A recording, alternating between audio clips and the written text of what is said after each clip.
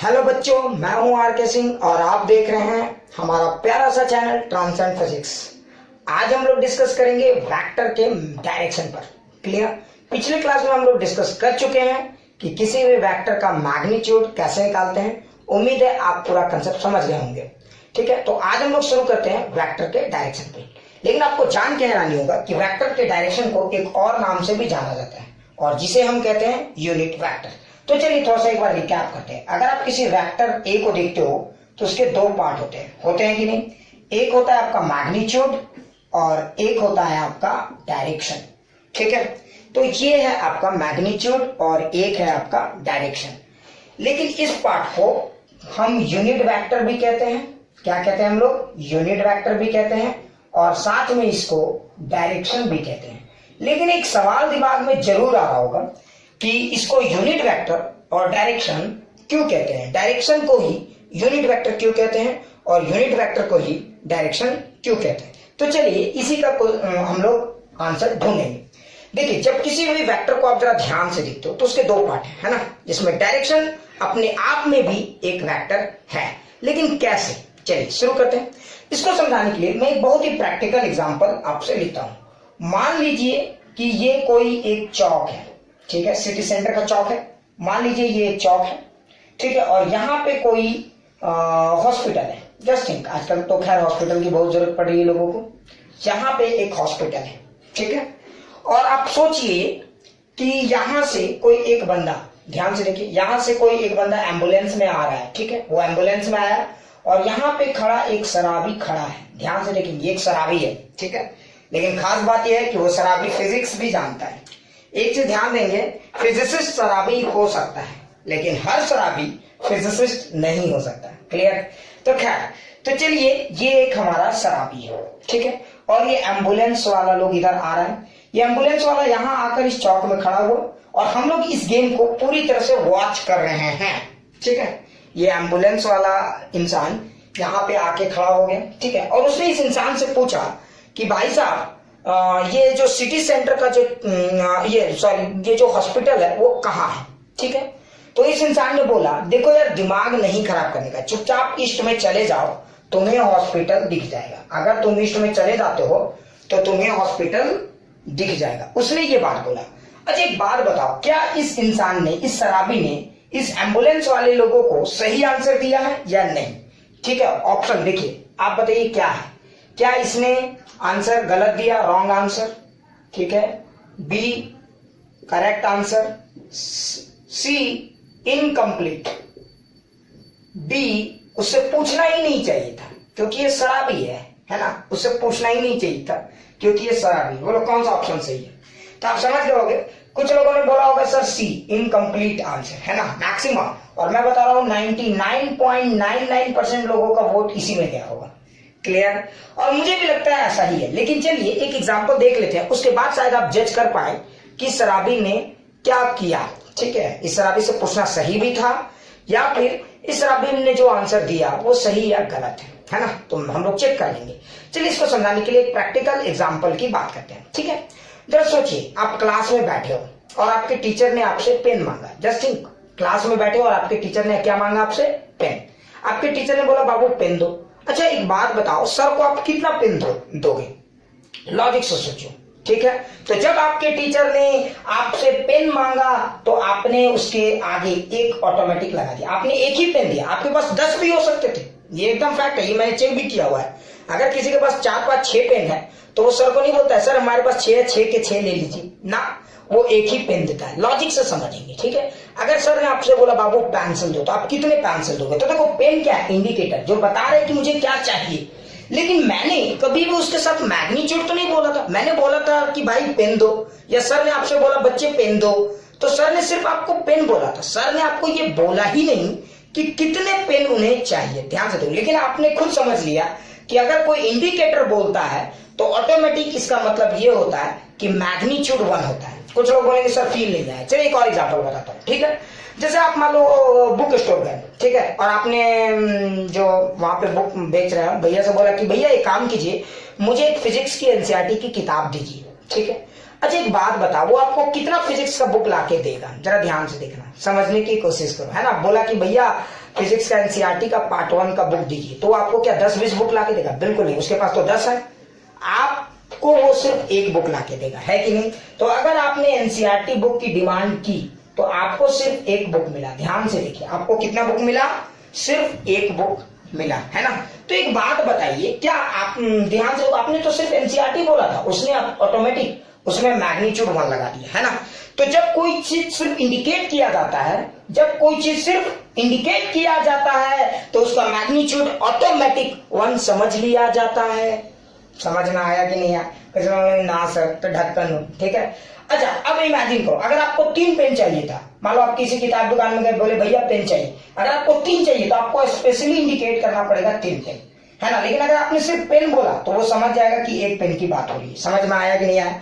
तो देखो, अगर आपको मैग्नीट्यूड 1 से ज्यादा, है ना, अगर आपको कुछ और मैग्नीट्यूड चाहिए तो आपको डिस्क्राइब करना पड़ता है 1 के अलावा। लेकिन अगर आपको सिर्फ 1 यूनिट में हर चीज चाहिए तो उसका इंडिकेटर ही काफी है ये बताने के लिए कि उसका मैग्नीट्यूड 1 है। समझ गए होगे मैं क्या कह रहा हूं? उसी तरह से अगर जरा ध्यान से देखो तो इस शराबी ने कोई गलत आंसर नहीं दिया था। इस शराबी ने क्या बोला था? जरा ध्यान से देखो, इस शराबी ने बोला था भैया ईस्ट में चले जाइए, तो शराबी ने क्या गलत बोला? अगर इस एम्बुलेंस में बैठा एक भी आदमी फिजिसिस्ट होता तो वो समझ जाता भैया ईस्ट के आगे कितना लगाना है? 1 लगाना है। कितना लगाना है? 1। अब समझ गए होगे मैं क्या कह रहा हूं? तो जरा ध्यान से देखो, क्या ये शराबी शराब पी के गलत बोला? बिल्कुल नहीं, शराब पी के तो लोग एकदम सही बोलते हैं, ऊपर से फिजिसिस्ट है। समझ में आ रहा है ना? हाँ, ठीक है। कितने लोगों को शराब पिला के सही चीज उगलवाया जाता है, ठीक है? तो कैसे तुम कह सकते थे कि गलत बोला? कि इसका सही आंसर है बी। अच्छा, ध्यान से देखो, उसने जो बोला, उसने ईस्ट बोला था, उसने डायरेक्शन बोला। ध्यान से देखो, तो उसने डायरेक्शन बोला, लेकिन जो लोग स्मार्ट होते वो समझ जाते कि उसके आगे का मैग्नीट्यूड उसने एक्सप्लेन नहीं किया। तो जब कहीं मैग्नीट्यूड नहीं बोला जाता है तो ऑटोमेटिक आप समझ जाएंगे कि उसकी मैग्नीट्यूड कितनी है? 1 है। समझ में आया कि नहीं आया?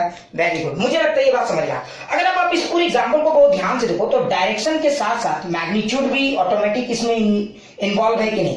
तो देखो, इसीलिए डायरेक्शन भी है और इसमें मैग्नीट्यूड भी है, इसीलिए हम लोग इसको क्या बोलते हैं? वेक्टर बोलते हैं। समझ में आया? नहीं समझ में? चलिए एक और एग्जांपल बताते हैं, ठीक है?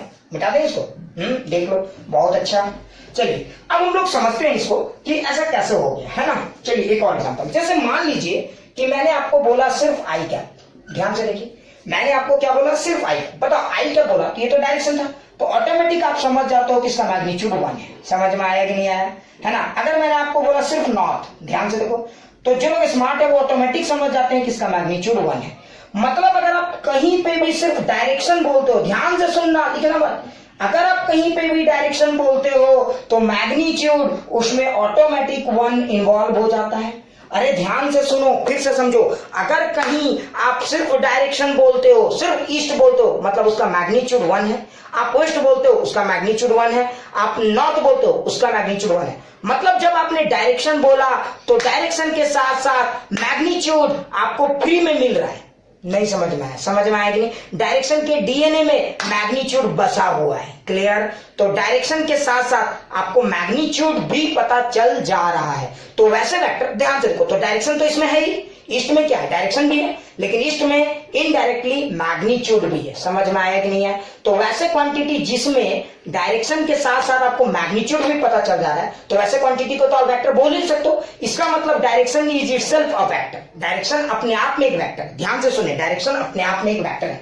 तो देखिए, ईस्ट एक वेक्टर है, कंफ्यूज नहीं होना है। ईस्ट क्या है? एक वेक्टर है, इसका मैग्नीट्यूड 1 है। लेकिन जरा सोचो, मैग्नीट्यूड एक वेक्टर नहीं हो सकता, डायरेक्शन वेक्टर हो सकता है। ध्यान से सुनो, डायरेक्शन आपका क्या हो सकता है? वेक्टर हो सकता है। बिल्कुल बिल्कुल, डायरेक्शन आपका वेक्टर हो सकता है, एकदम कंफ्यूज नहीं हो रहा है।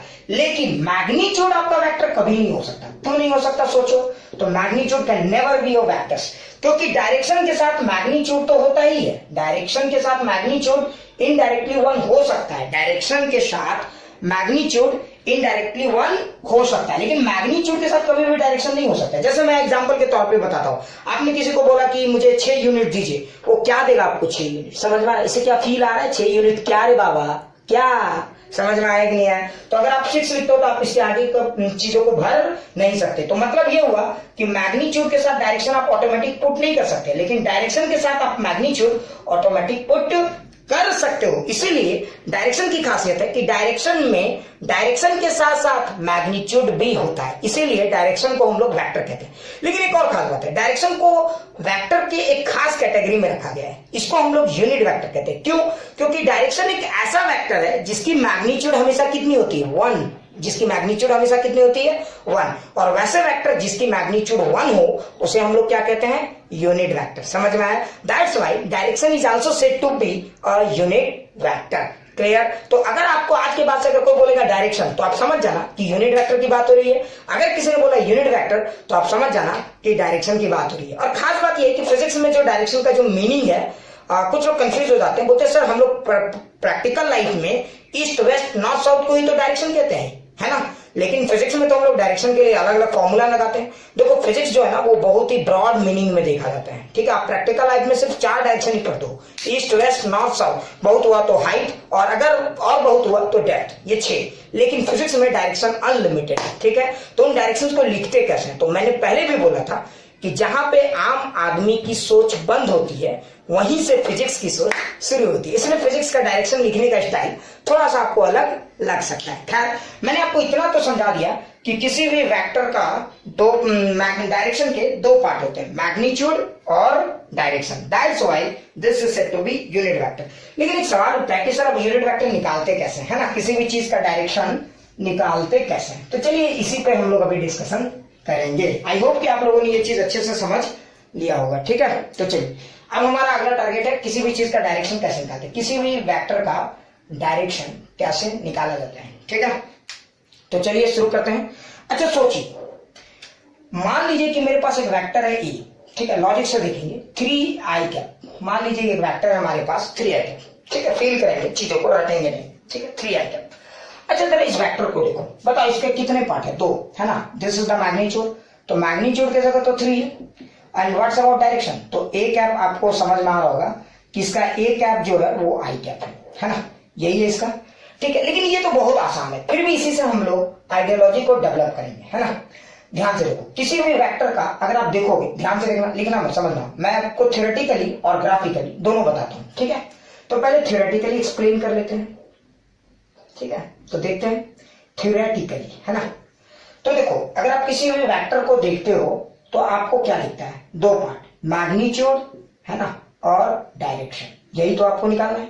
तो अगर आप किसी भी वेक्टर का देखते हो, ये एक आपका वेक्टर है ना, ये आपका मैग्नीट्यूड है और ये डायरेक्शन है। अच्छा मैग्नीट्यूड, अगर आपको कोई वेक्टर दे दिया जाए तो ये तो आप निकाल ही सकते हो, ये आपको निकालने आता ही है, तो यही तो निकालना, ये अननोन है। तो देखो अगर आप इसमें से इसको आप चाहो तो इसको ऐसे भी लिख सकते थे, A cap is equal to vector A by magnitude of A. समझ में आया? आप क्या करो, इसको सिर्फ नीचे ले जाओ, ठीक है। सो देखो ध्यान से देखो, this is the formula for the direction of a vector. यही आपका किसी भी वेक्टर का डायरेक्शन निकालने का फॉर्मूला है। मतलब करना क्या है, सीधा सीधी वेक्टर लिखिए और उसके मैग्नीट्यूड से उसको डिवाइड कर दीजिए, यही इसका डायरेक्शन है। लेकिन कुछ लोग सोच रहे होंगे सर ऐसा कैसे हो गया? चलिए इसको मैं एक्सप्लेन करूंगा, लेकिन पहले ये समझ में आ गया कि बड़ा ही इंपॉर्टेंट रिजल्ट है। खैर थ्योरेटिकली इस तरह से आप किसी भी वेक्टर का डायरेक्शन निकाल सकते हो, क्लियर। लेकिन अब जरा सोचो लॉजिकली क्या ऐसा किया जा सकता है, देखते हैं लॉजिकली, ठीक है ना। तो लॉजिकली कैसे समझेंगे ये चीज? देखो किसी भी वेक्टर को देखो, ये देखो इस वेक्टर को देखो, तो इस वेक्टर के कितने पार्ट हैं? तो ध्यान देखो, इस वेक्टर का लेंथ को देखो, तो ये 3i कैप, यही आपका वेक्टर है ना, ये आपका वेक्टर हो। अच्छा मैंने आपको क्या बताया था, डायरेक्शन का मतलब क्या होता है? Unit vector. डायरेक्शन का मतलब क्या होता है? यूनिट वेक्टर, है ना। डायरेक्शन का मतलब क्या होता है? Unit vector. अच्छा अगर आप इस वेक्टर को बहुत ध्यान से देखोगे तो इस वेक्टर का लेंथ कितना है, जरा देखो, तो आपको समझ में आएगा कि अरे इस वेक्टर का लेंथ तो 3 यूनिट है। बिल्कुल, इसका मतलब वैसे वेक्टर जिनकी लेंथ 3 यूनिट होगी वो कभी भी डायरेक्शन नहीं हो सकते। तो अगर इस वेक्टर को यूनिट वेक्टर बनना है और डायरेक्शन बनना है तो इसको यूनिट वेक्टर बनना पड़ेगा। तो यूनिट वेक्टर के लिए इस वेक्टर की लेंथ को 3 पार्ट में काटना होगा, है ना। ध्यान देखो इस वेक्टर का लेंथ कितना है? 3 यूनिट है। तो अगर इस वेक्टर को आप 3 पार्ट्स में कट करोगे तो आपको क्या मिल जाएगा? जैसे सोचो ना, एक 3 मीटर का लंबा लकड़ी है, ठीक है, और उसको 1 मीटर चाहिए, तो उसको 3 पार्ट में डिवाइड करना होगा, है ना। अगर 10 मीटर का लंबा सा कोई रॉड है और आपको 1 मीटर चाहिए तो उसको 10 पार्ट्स में इक्वली डिवाइड करना होगा, है कि नहीं। उसी तरह से अगर ये 3 यूनिट है, तो इसको 3 पार्ट में इक्वली डिवाइड कीजिए। ध्यान से देखिए, तो अगर ये आप ध्यान से देखोगे तो ये वेक्टर 3 अलग अलग वेक्टर से मिलकर बना हुआ था, 3 अलग अलग यूनिट वेक्टर से मिलकर बना हुआ। देखो एक वेक्टर है ना, फिर ये दूसरा वाला और ये तीसरा वाला। ध्यान से देखो, तो ये जो वेक्टर है, अगर आप इस वेक्टर को जरा ध्यान से देखोगे तो ये 3i कैप है। बेसिकली ये 3 अलग अलग वेक्टर से बना हुआ है, आई कैप आई कैप आई कैप। जरा लॉजिक से देखो। अच्छा, अगर आप इन तीनों का हेड टेल कॉम्बिनेशन करोगे तो यही वेक्टर आएगा। मतलब इस वेक्टर को अगर 3 पार्ट में आप डिवाइड करते हो तो यू विल गेट 1। ये भी एक वेक्टर है, ध्यान से देखो, ये भी एक वेक्टर, ये भी एक वेक्टर। लेकिन इस टुकड़े की क्या खासियत है? अगर इसमें से एक टुकड़े को आप देखते हो, एक टुकड़े को काउंट करते हो, तो इस टुकड़े की क्या खासियत है? इसमें डायरेक्शन भी है, ध्यान से देखिए, और इसकी मैग्नीट्यूड भी है 1 यूनिट, है ना। तो इसीलिए देखो, इसकी मैग्नीट्यूड कितनी है? 1 यूनिट। तो यानी ये एक यूनिट वेक्टर है, ये क्या है हमारा? यूनिट वेक्टर है ना। और अगर ये यूनिट वेक्टर है तो यही हमारा डायरेक्शन भी है। समझ में आया कि नहीं आया? बिल्कुल समझ में आ गया होगा। क्लियर? तो अच्छे से समझ में आ गया होगा। तो 1i cap is the unit vector. Clear? क्यों? तो मैंने क्या किया, इसको हर पार्ट एक यूनिट वेक्टर। ऐसा नहीं कि सिर्फ ये भी एक यूनिट वेक्टर है, ये भी एक यूनिट वेक्टर है ना। तो अगर आप इसको फॉर्मूले में लगाते इसका डायरेक्शन निकालने के लिए, तो आप देखते हैं कि इसका ए कैप का जो फॉर्मूला आता वो क्या था? ए कैप इज इक्वल टू, है ना। तो ये फॉर्मूला का यूज करें हम लोग, 3i कैप बाई क्या लिखते हैं? 3, है ना। ए वेक्टर की जगह 3i cap, magnitude of vector ए की जगह 3। अगर आप इसको सॉल्व करोगे तो ए कैप की वैल्यू आई कैप आएगी, है कि नहीं। So this is your unit vector and direction vector. ये मैंने समझा दिया। चलिए एक और एग्जांपल से लेके हम लोग समझते हैं कि यूनिट वेक्टर कैसे निकालते हैं। ठीक है, चलिए एक और एग्जांपल लेते हैं। जैसे मान लीजिए कि हमने एक और वेक्टर का सहारा लिया, ठीक है। जैसे मान लीजिए हमने एक और वेक्टर लिखा, vector a is equal to -10j cap. आप इस वेक्टर को जरा ध्यान से देखिए, ठीक है। Vector a is equal to -10j cap, है ना। अगर आपने इस वेक्टर को देखा तो आपको एक बात तो समझ में आ जाएगा कि ये वेक्टर नीचे की तरफ है और इस तरह का है ना। यही आपका -10j कैप है। ठीक है। अब मैं इसको थ्योरेटिकली पहले देखता हूं। देखो पहले समझो, किसी भी वेक्टर का कितने पार्ट? तो बताओ कितने पार्ट? ध्यान से देखो, किसी भी वेक्टर का 2 पार्ट, मैग्नीट्यूड और डायरेक्शन, है ना। मुझे डायरेक्शन निकालना है, तो A cap is equal to vector A by magnitude of vector A. अब मैं क्या करूंगा, वेक्टर ए की जगह ये पूरा वैल्यू रख दूंगा, तो -10j कैप बाई मैग्नीट्यूड। अच्छा, इसका मैग्नीट्यूड कितना है? -10। नाम बोलना ना, इसका मैग्नीट्यूड है 10। डायरेक्शन, ठीक है, नेगेटिव साइन हमेशा डायरेक्शन के साथ होता है। अगर आप इसको सॉल्व करोगे तो ये आंसर आएगा -j कैप, है ना। So this is your answer. तो ये हो गया आपका मैग्नीट्यूड, ठीक है। लेकिन अगर आप इसको देखो, अब आप लॉजिकली देखोगे, ग्राफिकली, तो आप एक काम करो, इस वेक्टर को 10 पार्ट्स में कट करो, है ना। तो जब आप इस वेक्टर को 10 पार्ट में कट करोगे तो ये 10 पार्ट का वेक्टर है, ठीक है। समझाने के लिए मान लो ये 10 पार्ट का वेक्टर, इसमें से कोई एक वेक्टर को उठा लो, इसमें से कोई एक। तो मान लो मैंने इसी को उठा लिया। जब इसको उठाओगे तो इस वेक्टर की क्या खासियत है? ये -j कैप है ना। क्योंकि ध्यान से देखोगे तो ये जो वेक्टर बना है ये 10 इक्वल वेक्टर से बना हुआ है। देखो 10 हेड टेल कंबाइन किए तो इस तरह का। तो देखो इसमें से एक सेगमेंट निकाले तो अच्छा, ये एक यूनिट वेक्टर नहीं है। क्यों? क्योंकि इसकी लेंथ 10 है। तो मुझे इसको 10 पार्ट में अगर डिवाइड करूंगा तो मुझे एक यूनिट लेंथ मिलेगा। 10 पार्ट में डिवाइड करूंगा तो मुझे क्या मिलेगा? एक यूनिट लेंथ मिलेगा, है ना। और जो एक यूनिट लेंथ है यही हमारा देखो यूनिट लेंथ है। ध्यान से देखो, this is your unit length, है कि नहीं। और ये यूनिट लेंथ है, मतलब यूनिट वेक्टर है। और यूनिट वेक्टर ये हमारा क्या होता है? डायरेक्शन, मतलब यही आपका एक डायरेक्शन है। क्लियर? चलिए अब हम लोग करते हैं कुछ न्यूमेरिकल लेके आपको समझाते हैं कि किसी भी चीज का वेक्टर कैसे, डायरेक्शन कैसे निकालते हैं, ठीक है। चलिए अब जैसे मैं आपको 2-3 एग्जांपल से समझाता हूँ, पूरा खेल, बिल्कुल चिंता नहीं करना है, ठीक है। जरा ध्यान से देखिए। जैसे मान लीजिए मैंने एक वेक्टर लिखा, मैं 2 वेक्टर का सहारा लेता हूं, मैं 2-3 वेक्टर लिख ही देता हूं। Vector A 3i cap plus 4j cap, समझाने के लिए। Vector B 2i cap plus 2j cap plus k cap, ठीक है। And vector C 12i cap plus -3j cap -4 cap. इन तीनों का मैग्नीट्यूड निकालेंगे, ठीक है। समझ में आ गया ना क्वेश्चन? चलिए इन तीनों को हम लोग बारी बारी से सॉल्व करेंगे, ठीक है। अच्छा देखिए, पहले सॉल्यूशन वेक्टर ए को देखते हैं, ठीक है। ए का सॉल्यूशन हम लोग देखेंगे, है ना। वेक्टर ए, इसका सॉल्यूशन, ठीक है। अगर आप वेक्टर ए को सॉल्व करेंगे तो देखो वेक्टर ए को ग्राफिकली, पहले ग्राफिकली हम लोग एनालाइज करते हैं। अगर आप इस वेक्टर को ग्राफिकली देखेंगे तो ये वेक्टर किधर है, देखो 3i कैप 4j कैप, मतलब ये इधर है ना। So this is your 3i cap plus 4j cap, यही इसका ग्राफिकल वेक्टर नोटेशन होगी। क्लियर, यहां तक तो सबको समझ में आ गया होगा। तो यही इसका ग्राफ है ना। सो ये हो गया आपका वेक्टर ए। क्लियर, अच्छा ये वाला वेक्टर आपका वेक्टर ए है ना, और इसकी वैल्यू कितनी है 3i cap plus 4j cap. लेकिन एक सवाल है, देखिए डायरेक्शन किधर है, तो डायरेक्शन इधर की तरफ है ना। इसकी लेंथ कितनी है 5 है। तो मुझे अगर यूनिट वेक्टर चाहिए तो मुझे क्या करना होगा, तो यूनिट वेक्टर के लिए इस लेंथ को कितना पार्ट में कट करना होगा।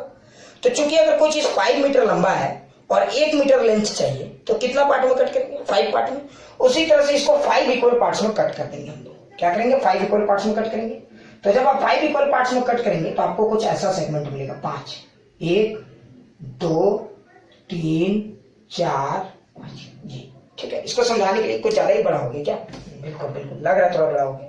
ठीक है, तो इसको 5 इक्वल पार्ट्स में हम लोग समझाने के लिए 1 2 3 4 5 है ना, इसको 5 पार्ट में कट कर दिया। ध्यान से देखो।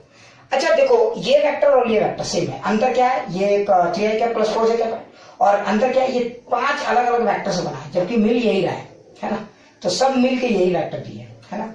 तो अगर आपने इसको 5 पार्ट में कट किया तो देखो हर वेक्टर का लेंथ, अगर आप किसी एक वेक्टर को चुन लेते हो, इसको चुन लेते हो, इसको, ठीक है, आप इसी को चुनते हो, तो अगर आप इस वेक्टर को चुनोगे तो इस वेक्टर की खासियत क्या है, ये वेक्टर का डायरेक्शन इसी के पैरेलल में। ध्यान से देखो, तो मतलब ये वेक्टर और ये वेक्टर का डायरेक्शन तो सेम है ना। सिर्फ अंतर क्या, मैग्नीट्यूड। इसका मैग्नीट्यूड कितना 5 है और इसका मैग्नीट्यूड कितना 1 है। तो वैसे वेक्टर जिसके मैग्नीट्यूड 1 हो वही तो हमारा यूनिट वेक्टर है या फिर डायरेक्शन है। तो यही हमारा एक यूनिट वेक्टर है। लेकिन इसको लिखते कैसे, तो देखो ये कुल टोटल 5 मिलकर बना है ना। तो अगर एक यूनिट वेक्टर है हमारा तो इसका 5 पार्ट हुआ है। तो देखो ये जो पार्ट है हमारा 3i cap plus 4j cap by 5 है ना। क्योंकि इस तरह करके अगर 5 को जोड़ देंगे, ये इस तरह से 5 को जोड़ देंगे तो ये मिल जाएगा, है कि नहीं। तो यही हो गया हमारा ग्राफिकली यूनिट वेक्टर। ठीक है, लेकिन थ्योरेटिकली अगर निकालना हो तो आप बहुत आसानी से निकाल सकते हैं। किसी वेक्टर का देखो 2 ही पार्ट होता है, ये बस। तो थ्योरेटिकली अब आप कैसे इसको सॉल्व करेंगे, तो वेक्टर ए की जगह ये वैल्यू रख दीजिए 3i cap plus 4j cap by magnitude के जगह पे ये पूरा वैल्यू, इसका मैग्नीट्यूड 5 आएगा, है ना। मैग्नीट्यूड मैंने निकालना पिछले क्लास में सिखा दिया था, याद है ना। मैग्नीट्यूड ऑफ ए क्या लिखेंगे, तो root under 3a square plus 4 square, और ये आएगा 4। ठीक है, तो अगर आप इसको सॉल्व करेंगे यही आपका यूनिट वेक्टर हो गया। This is your unit vector. आप कुछ लोग इनसे प्रूव करके बताइए कि इसका मैग्नीट्यूड सही में 1 है या फिर आप खाली टाइम पास करो, बिल्कुल ऐसा लग सकता है। तो देखो मुझे अगर ये प्रूव करने की जरूरत पड़ जाए कि इसका सही में मैग्नीट्यूड 1 है या नहीं, तो हम लोग कैसे इसको प्रूव कर सकते हैं, देखो इसको चेक कर लेते हैं। तो किसी भी यूनिट वेक्टर का मैग्नीट्यूड 1 आना चाहिए। तो देखो रूट अंडर यहाँ एक्स के जगह ये वैल्यू है ना, ये सिर्फ प्रूव कर रहे हैं, ये देख रहे हैं कि सही में ये है कि नहीं। इसका ये एक्स, इसका स्क्वायर 4/5 का स्क्वायर है ना, इन दोनों का वैल्यू कितना आना चाहिए। तो ध्यान से देखो, तो अगर आप इसके वैल्यूज को देखोगे तो इसका वैल्यूज आना चाहिए रूट अंडर 9 ये प्लस 16/25 है ना। और आप जब चेक करोगे ये वैल्यू, तो वैल्यू 1 आएगा। मतलब इससे ये प्रूव हो जाता है कि इसका मैग्नीट्यूड 1 है ना। मतलब ये हमारा क्या है, एक यूनिट वेक्टर भी है और ये इसका डायरेक्शन भी है। ये एक यूनिट वेक्टर भी है और ये इसका एक डायरेक्शन भी है। ठीक है, मतलब ये बता रहा है इसका डायरेक्शन इधर की तरफ जाओ। ऐसा हम लोग प्रैक्टिकल लाइफ में इसी डायरेक्शन को थीटा से भी रिप्रेजेंट करते हैं। जैसे नहीं होता है, कोई पूछता आपसे कह रहे ये कहाँ, ठीक है, इसके बारे में बाद में बात करेंगे। ठीक है, कंफ्यूज नहीं होना है। ये हो गया हमारा वेक्टर। क्लियर, अच्छा सर चलिए एक और एग्जाम्पल बताता हूँ। अब जैसे बी को देखिए, ये 3D में है तो इसको थोड़ा फील करना मुश्किल है। ठीक है, तो इसको हम ऐसे ही समझा देते हैं। अगर आप इस वेक्टर बी को देखेंगे तो पहले इसका थ्योरेटिकली सॉल्व कर लेते हैं, है ना। तो वेक्टर बी को कैसे करेंगे, चलो कर लिए होंगे, बहुत अच्छा, नहीं किए होंगे और अच्छा सीखेंगे। तो देखो किसी वेक्टर बी का 2 पार्ट, मैग्नीट्यूड और डायरेक्शन है कि नहीं। तो आपको तो डायरेक्शन निकालना है, तो vector b by magnitude of vector b है ना, ये हो गया हमारा। अच्छा वेक्टर बी तो पता है यही वैल्यू होगा, यहाँ तो लिख देंगे ऊपर वाला value 2i cap plus 2j cap plus k, है ना। लेकिन सवाल उठता है कि sir magnitude of vector b कैसे, अरे ये तो मैंने सिखाया है आपको। मैग्नीट्यूड ऑफ वेक्टर बी कैसे लिखेंगे, तो 2 का स्क्वायर प्लस 2 का स्क्वायर प्लस 1 का स्क्वायर, है ना। तो अगर आप इसको सॉल्व करेंगे तो ये आएगा 3। तो दिस इज द फॉर्मूला, है ना, 2/3i कैप प्लस 2/3 जे कैप प्लस 1/3 के कैप, है ना। ये हो गया आपका डायरेक्शन, यानी इस वेक्टर का डायरेक्शन ये हो गया। क्लियर। और ये ज्यादा स्मार्ट है, ठीक है, इसमें सब इंक्लूड हो रहा है। क्लियर, अच्छे से समझ में आ गया। जरा ध्यान से देखो, अगर आप इसका मैग्नीट्यूड भी निकालोगे तो आपको पता चलेगा इसका मैग्नीट्यूड 1 आएगा, ठीक है। सो कंफ्यूज नहीं होना। अच्छा, ग्राफिकली अगर देखते तो ये वेक्टर कैसे दिखता है मैं बता रहा हूं आपको।